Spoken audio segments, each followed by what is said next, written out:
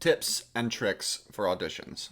So first of all, whenever you're walking into the room for an audition, they are immediately watching you.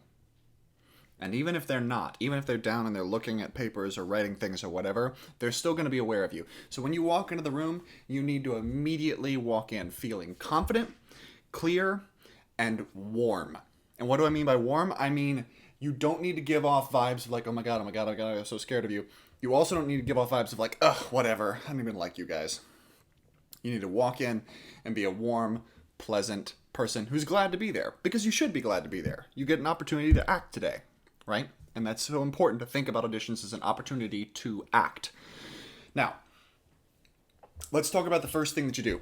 Usually when you walk in, depending on what type of audition it is, if you're doing like a monologue audition, sometimes the people on the side of the casting table from you might want to talk. They might be like, oh, hi, so John, oh, I noticed that you're from Alabama. That's really cool. I know a friend who lives in Birmingham, right? Sometimes they'll want to chat. And if that happens, it's important for you to be able to, chat back. Be able to ask them, answer any questions they might have. And, if it's possible, depending on if there's time, ask them a question like, oh yeah, have you ever been before? If they're asking you about a place, for example. But it's usually brief. Don't try to have an entire conversation. They are still on a timetable. Just depending on how they're feeling and what they see on your resume, they might want to talk to you.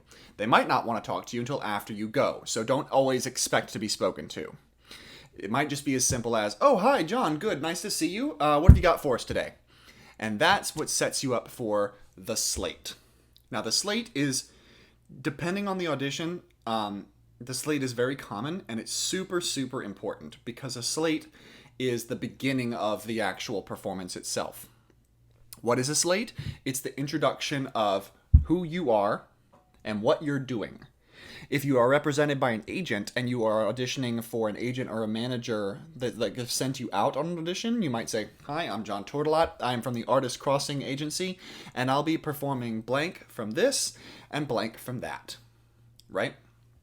So here's an example.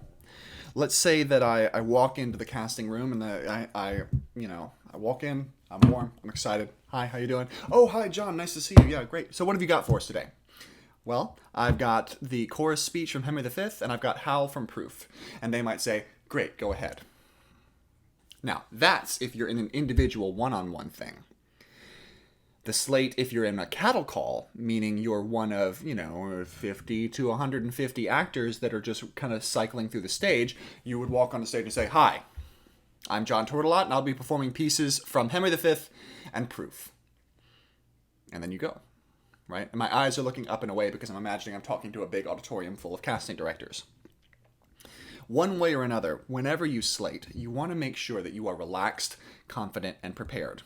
One of my acting teachers always used to say that a good slate has subtext, meaning that you have a meaning underneath your words. So his favorite was, hi, I'm Dan LaRock, and I'm the best part of your day. Right? And so that works for him because that's his particular kind of like charming,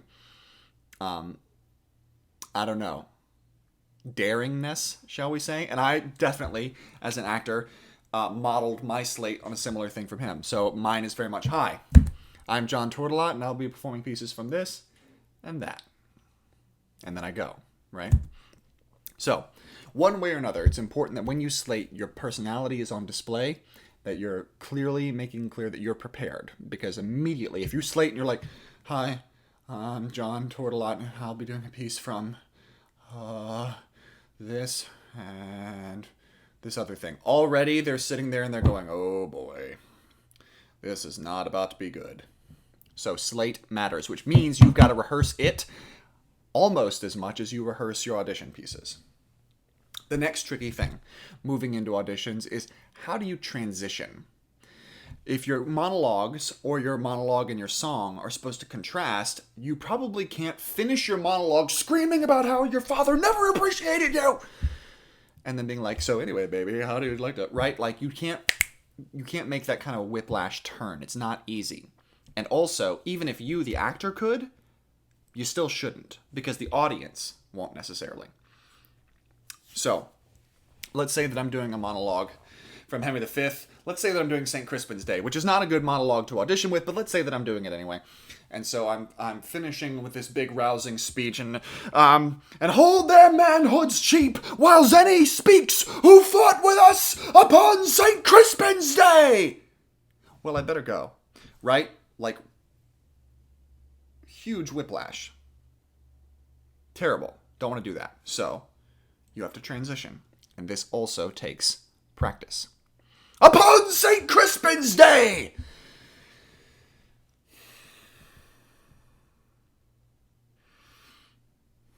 Well, I'm gonna go. Right? I take the time. I take the breath. The breath is useful for me as the actor as a reset, but it's also useful for my audience to go, okay, he's done with the first piece and he's prepping for the second. It doesn't need to be a 3.5 minute pause. It should not be. It should be about the length of, 3 to 5 heartbeats, enough for you to breathe in, breathe out, and breathe in again, and go. All right? Now, the last thing that I'll say, and I've been saying it all year, but I'm going to keep saying it to you. Preparation and confidence go hand in hand. If you are not prepared, you will not feel confident. And if you don't feel confident, you will not do as good as you could. You can go into an audition kind of half-butt prepared, and you might do okay. But okay doesn't win you the job. Okay doesn't win you the role that you're gunning for. Excellence, preparation, confidence, these are the things that make directors, casting directors pay attention. Okay? So, that means that you need to be prepared, not just with the audition itself, but you also might, after you finish the audition, they might ask you questions. Like we talked about in the mini lecture with the PowerPoint, sometimes they might ask you to change things. Be like, okay, that was great. Hey, can we go back to the Henry V monologue? I just want you to try something for me. They might do that. And if that happens, you need to be ready. It needs to not be like, no, because I don't know how to do anything different. Right? Like, you don't want to do that. You want to be able to be like, oh, yeah, sure, yeah, absolutely, please. And then let them give you whatever their feedback is or whatever it is they want you to adjust. And then, to the best of your ability, take the note and make the adjustment. Doesn't matter if you agree with it or not. They're testing you to see if you're directable. They're testing you to see, are you, like, have you just really prepared, but are you kind of a robot who can only execute certain things? Or can you adjust? Can you collaborate? Can you take feedback? That is often a really good indicator of the fact that they like you and they want to see what you can do. Another thing that you can expect is the possibility that they might ask you about something that's on your resume. So they might be looking at your resume while you're auditioning, and if they're doing that, don't freak out. But if they're looking at your resume while you're auditioning, and they might look up to you and be like, hey, so I noticed that you did, the adding machine in college. That's a rare play. What was that like?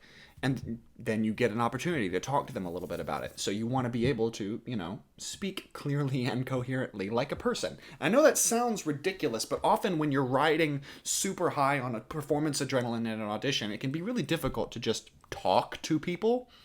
So make sure that you can do that. The last thing is, make sure that if you're doing audition material that is, something that you have never done before fully on a stage, make sure that you have done your research. Make sure that you know what the play is about. Make sure that you are making smart choices. We talked about in the about auditions mini lecture, but it's so important. If you go into an audition and you don't understand what it is that you're auditioning with, and they know, you've made yourself look like a huge amateur, which you do not want, and is not a great way to get jobs.